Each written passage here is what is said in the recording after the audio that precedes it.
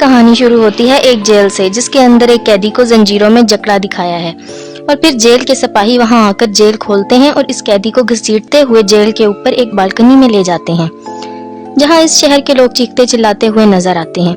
لوگ غصے سے اس آدمی کو دیکھ کر قاتل، خونی، درندہ کہتے ہوئے نظر آتے ہیں، اور جیلر ایک گارڈ کو سزا کا اعلان پڑھنے کو کہتا ہے۔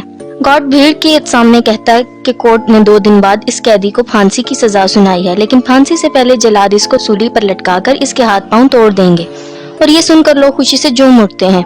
اب آخر یہ قیدی ہے کون، دیکھتے ہیں۔ اب کہانی کچھ سال پیچھے جاتی ہے، جہاں ہم پیرس کے فش مارکیٹ کو دیکھتے ہیں، جو شہر کی سب سے بدبودار جگہ تھی۔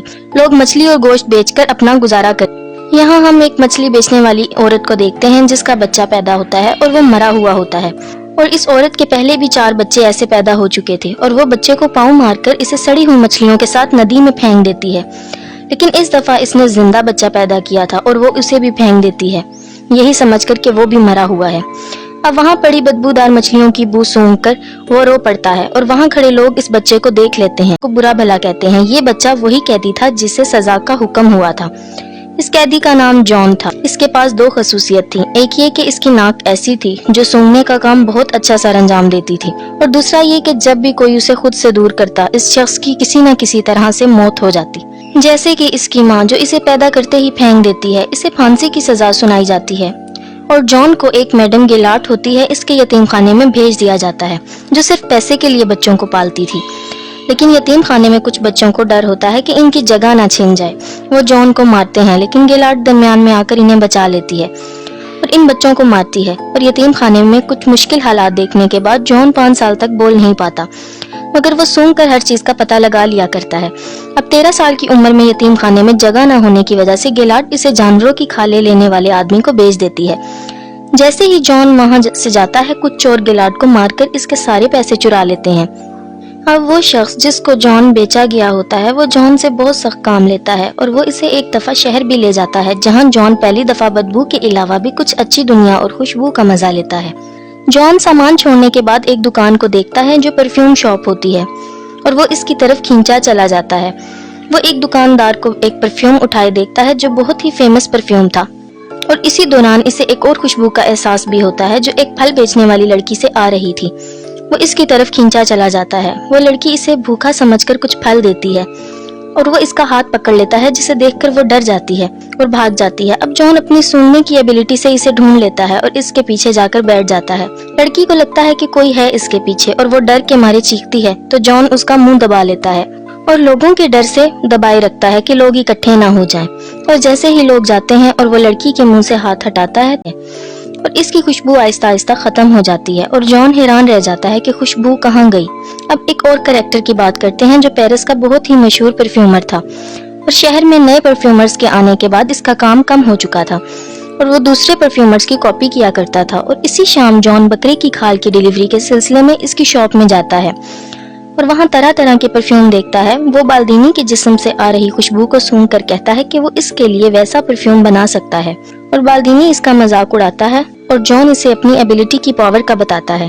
اب بالدینی اسے ایک اور موقع دیتا ہے۔ جان مختلف پرفیوم بنا کر بالدینی کو دیتا ہے، جسے سونگھ کر اسے امور اینڈ سائکی کی خوشبو آتی ہے۔ یہ بہت ہی فیمس پرفیوم تھا، اور وہ حیران رہ جاتا ہے۔ یہ سب دیکھ کر جان اسے بتاتا ہے کہ میں اس سے بھی کئی زیادہ اچھے پرفیوم بنا سکتا ہوں، اور اسے سونگھ کر بالدینی کو اپنی گرل فرینڈ کی یاد آ جاتی ہے۔ اس کے پاس بہت ٹیلنٹ آ چکا تھا۔ اب جان کو وہ گریمل سے خرید لیتا ہے۔ اب اسی رات گریمل شراب کے نشے میں ندی میں گر کر مر جاتا ہے۔ جان کی وجہ سے بالدینی اور اس کے پرفیوم پورے پیرس میں مشہور ہو چکے ہوتے ہیں، اور وہ جان کو اپنے پرفیوم بنانے کے طریقے سکھاتا ہے۔ وہ جان کو بتاتا ہے کہ ہر پرفیوم کے 3 سیٹ ہوتے ہیں، ہر سیٹ کے 4 الگ الگ خوشبوئیں ہوتی ہیں، یعنی کہ ٹوٹل 12، اور 12 خوشبوؤں کو انسان آرام سے پہچان سکتا ہے۔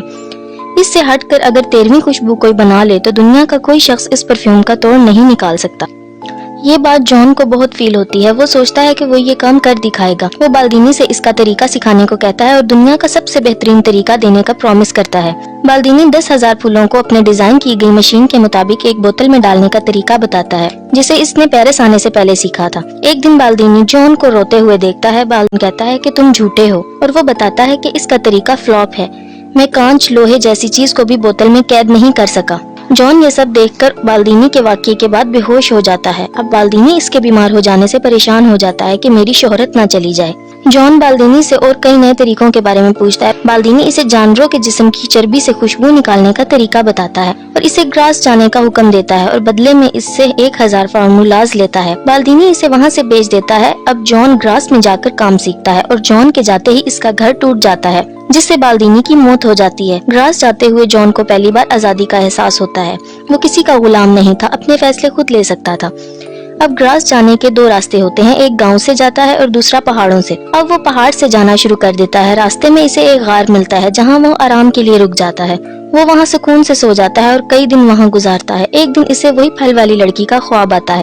जॉन घबराकर उठ जाता है और अपने जिस्म को सूंघने लगता है, लेकिन इसे कोई खुशबू का एहसास नहीं होता। अब वो बाहर बारिश में जाकर नहाता है, तब इसे एहसास होता है कि इसकी अपनी कोई खुशबू नहीं है। अगली सुबह होते ही वो ग्रास पर रवाना हो जाता है और रास्ते में इसे वही खुशबू आती है जो इसे फलों वाली लड़की से आई थी। वो देखता है कि एक बहुत प्यारी लड़की एक बग्गी से उतरती हुई नजर आती है, जिसे देखकर वो इसका पीछा करता है और ग्रास में आ जाता है। इस लड़की का पीछा करते वो एक महल में दाखिल होता है जो वहाँ के अमीर शख्स रिचिस का होता है और वो खूबसूरत लड़की लॉरा इसकी बेटी होती है, जो पूरे ग्रास शहर में सबसे खूबसूरत लड़की थी। ग्रास में जॉन एक औरत के अंडर काम करता है। इस औरत का शोहर जॉन पे पूरी नजर रखता है। जॉन इनके पास रहते हुए जानवरों की चर्बी से खुशबू निकालने के 2 नए तरीके सीखता है और पहले तरीके का इस्तेमाल वो अपने साथ काम करने वाली लड़की पे करता है, जिसमें वो इस एक बड़े टैंक में जानवरों की चर्बी के साथ उबालता है, मगर वो कामयाब नहीं हो सकता। और दूसरे तरीके के लिए वो एक तवाइफ को पकड़ता है और जिसमें वो जानवरों की चर्बी का इस्तेमाल एक कपड़े पर लेप लगाकर करता है। जॉन इसे मारकर इसके बाल काट देता है और इसकी डेड बॉडी को लेप लगाकर कपड़े में लपेटता है और फिर इस कपड़े से चर्बी निकालकर बाल्दीनी के सिखाए हुए तरीके से खुशबू निकालने में कामयाब हो जाता है, जिसे वो तवाइफ के पालतू कुत्ते पर इस्तेमाल करके चेक करता है। अब वो बाल्दीनी के बताए हुए 13 बोतल का सेट तैयार करता है, यानी कि हर बोतल के लिए एक कत्ल। लॉरा की बर्थडे पार्टी में सब लड़के और लड़कियां छुपन छुपाई खेलते हैं, जहां मौका पाकर जॉन भी आ जाता है और लॉरा पर हमला करता है, मगर वो बच जाती है और पार्टी से 2 जुड़वा बहनें गायब हो जाती हैं। अब हम देखते हैं कि जॉन इन 2 लड़कियों को मारकर अपने सेट की पहली 2 बोतलें तैयार करता है और इन दोनों की लाशें शहर के पुल के नीचे पानी में तैरती हुई नजर आती हैं। इसके बाद पूरे शहर में लड़कियों की मौत का सिलसिला शुरू हो जाता है और डर के मारे लोग अपनी बेटियों को बचाने के लिए घरों के बाहर ताले लगाना शुरू कर देते हैं। लेकिन जॉन 12 बोतल्स का सेट तैयार कर लेता है और इन्हें एक बड़ी बोतल में मिला देता है। अब परफेक्ट परफ्यूम बनाने के लिए इसे एक और बोतल चाहिए होती है, यानी लॉरा का कत्ल। अब ये सब देखकर रिचिस कहता है कि जितनी लड़कियों की मौत हुई है वो सब कवारी थी और इनकी बॉडी पर कोई जोर जबरदस्ती का निशान भी नहीं था। इस कातिल ने इन लड़कियों को किसी खास वजह से मारा है।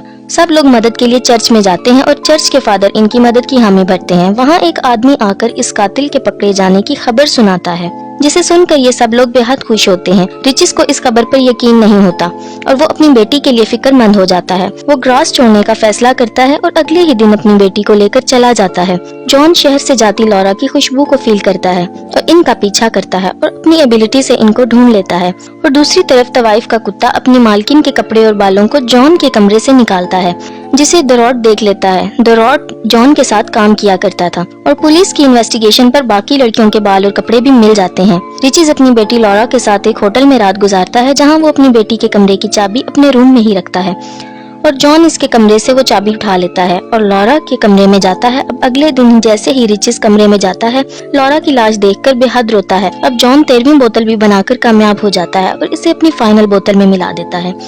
अब वहाँ पुलिस आकर इसे 2 दिन बाद होने वाली सजा से शुरू होती है। दूर दूर से लोग जॉन की मौत को देखने आते हैं और जैसे ही वो इसको जेल से निकालते हैं, जॉन मौका पाकर परफ्यूम का ढक्कन खोल देता है।